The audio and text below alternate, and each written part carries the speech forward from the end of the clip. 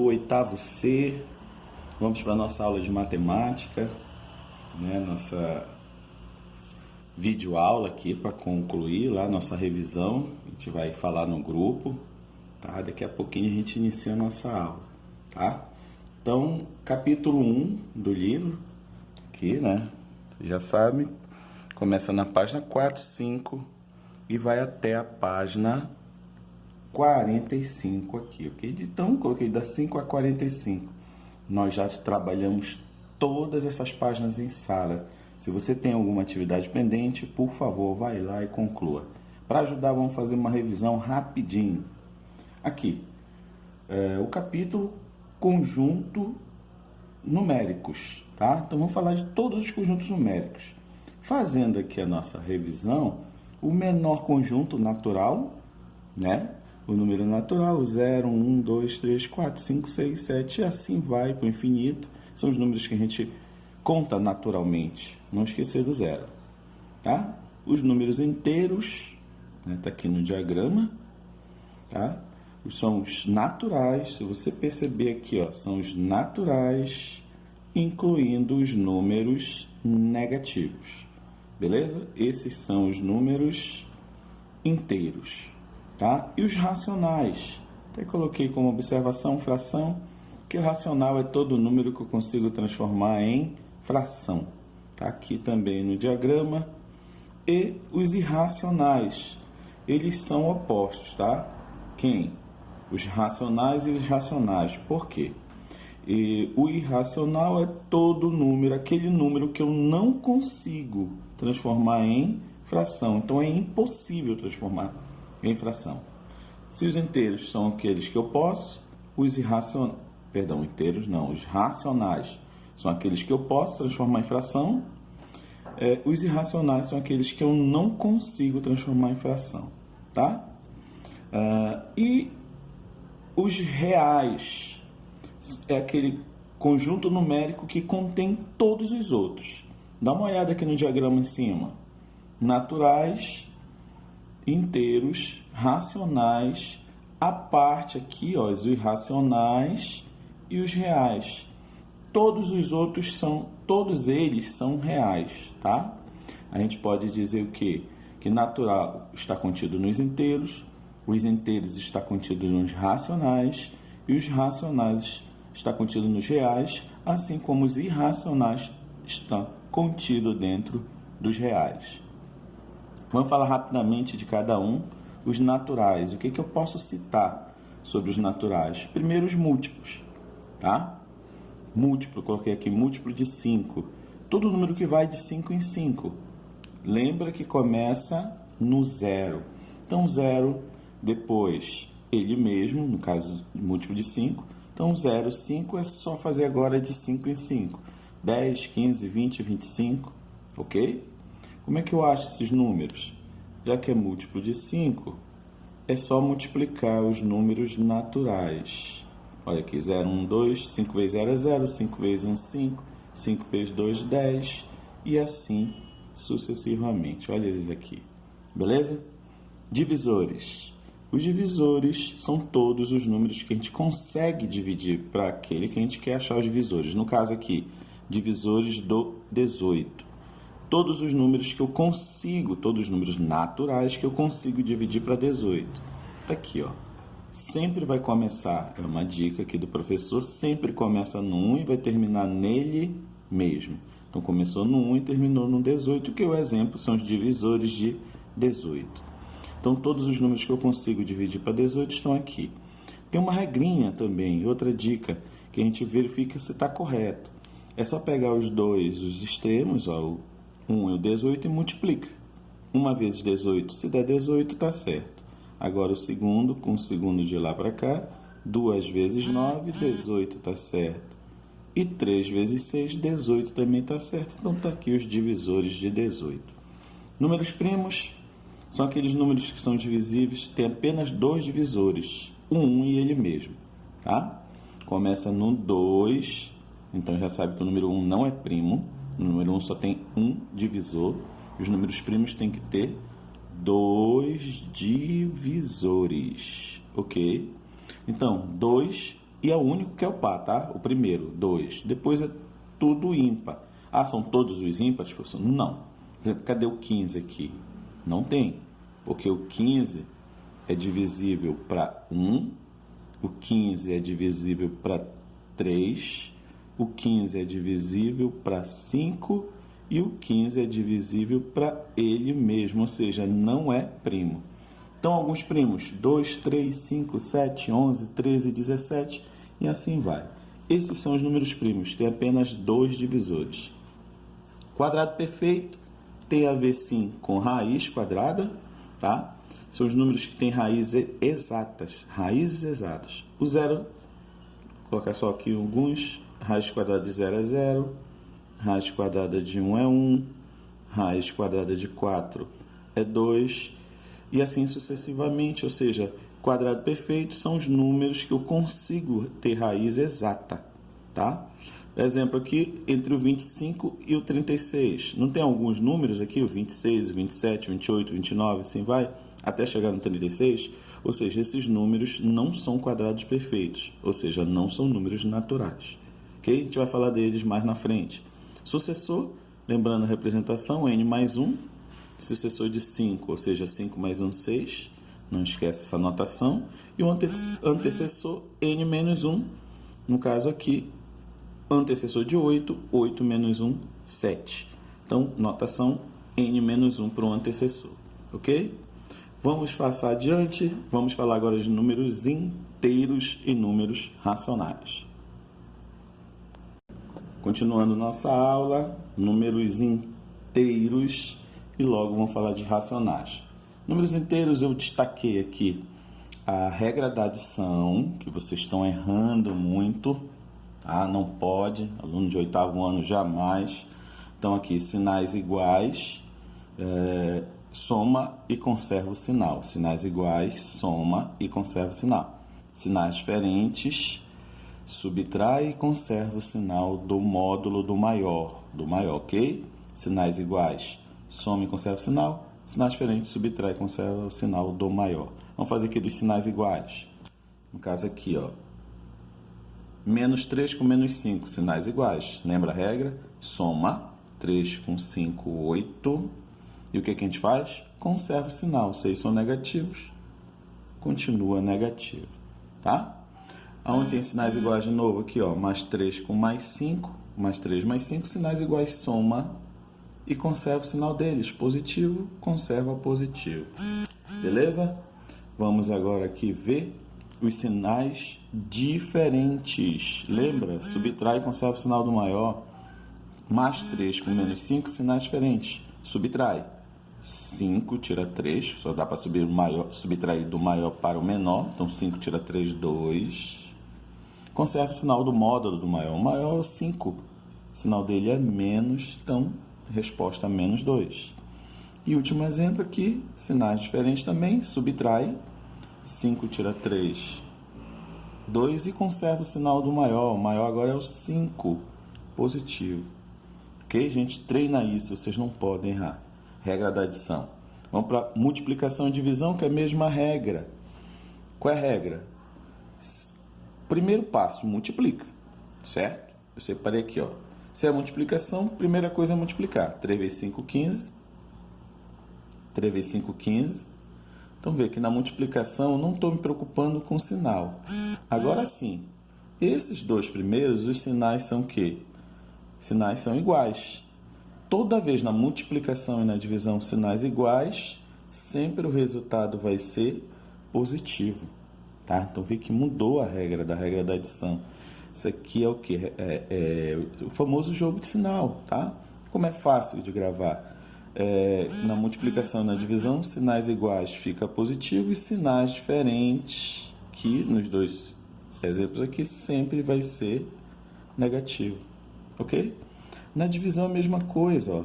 Primeira coisa, se é uma divisão, divide. 20 dividido para 4. 5, né? 20 dividido para 4. 5. 5. Todos são 20 dividido para 4. Aí a regrinha, se os sinais são iguais, mais. Se os sinais são iguais, mais. Sinais diferentes, menos. Sinais diferentes, menos. É o famoso mais com mais, menos com menos, mais com menos é menos e menos com mais é menos. Sinais iguais mais, sinais diferentes menos. Não pode errar isso. Racionais. Destaquei aqui dos racionais os decimais exatos, tá? 0,3, exato porque tem fim. É só você tirar a vírgula, o número que ficar é o de cima, o numerador. Então, tirando aqui, a vírgula 0,3 é 3, numerador 3. Quantas casas decimais tu anda de trás para frente? Se é só uma casa, você coloca um 0 e sempre preenche com 1. Então, 3 décimos. Segundo exemplo, 0,25, 25 centésimos. Como é que a gente faz? Tira a vírgula de novo, 0,25, ou seja, 25. Quantas casas decimais? 1, 2. Casas decimais é o que está atrás da vírgula, 2. Então, você coloca 2 zeros para cada um zero para cada casa decimal e coloca 1. Então, 25 centésimos. Dá para simplificar por 5, dava por 25, né? Mas eu fiz por 5, dividindo por 5, 5, 20 avos. Por 5 de novo, 1/4. Que se tu for dividir, volta para 0,25. Dízima periódica simples, bem fácil, tá? 0,444, teu período é 4, você vai colocar o 4 como numerador, que é o período, para cada algarismo de período, 1/9. Se só tem um algarismo, 9. Olha o segundo exemplo, 0,13, 13, 13, ou seja, é uma dízima periódica simples e o período é o 13. O período é o numerador, o denominador é 9. 9 para cada algarismo.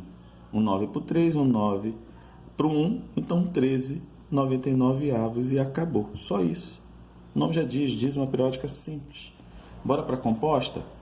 Aí você já tem que lembrar a regra, né? A composta você junta o anteperíodo com o período, lembrando que o anteperíodo é esse número que vem aqui de enxeridão aqui entre a vírgula e o período. Então, juntando o ante com o período forma o número 15, coloca ele aqui, subtrai o próprio anteperíodo, o anteperíodo é 1, ó, subtrai 1, então 15 menos 1, 14. Pronto, numerador resolvido.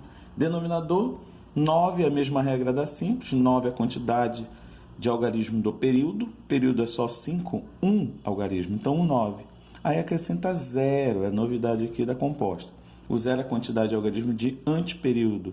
Só tem um anteperíodo, então só um 0. Então 14,90 avos.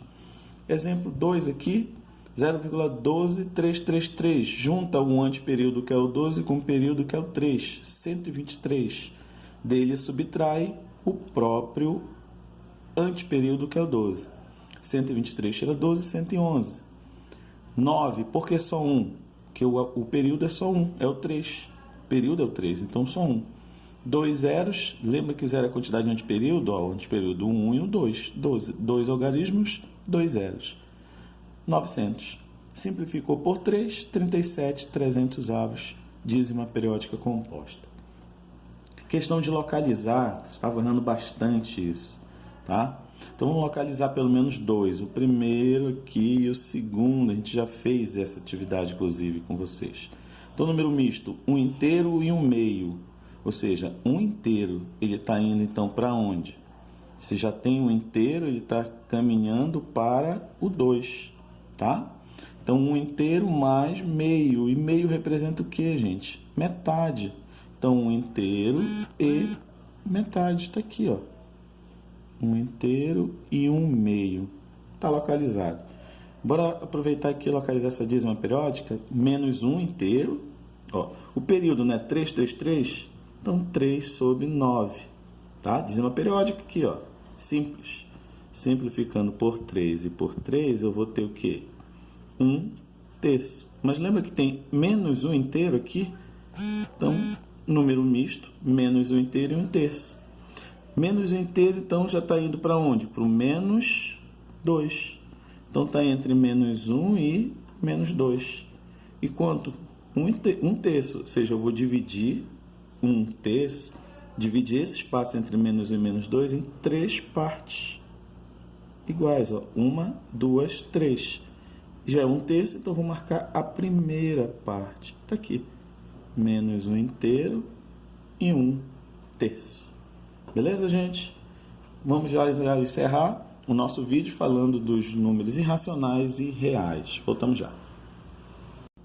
Ok, gente, encerrando, números irracionais, tá? Os números irracionais, já falei, aquele que eu não consigo transformar em fração. Quem são eles? As raízes quadradas não exatas, tipo raiz de 2, raiz de 5, não é exata, mas existe, olha que eu coloquei os valores, tá?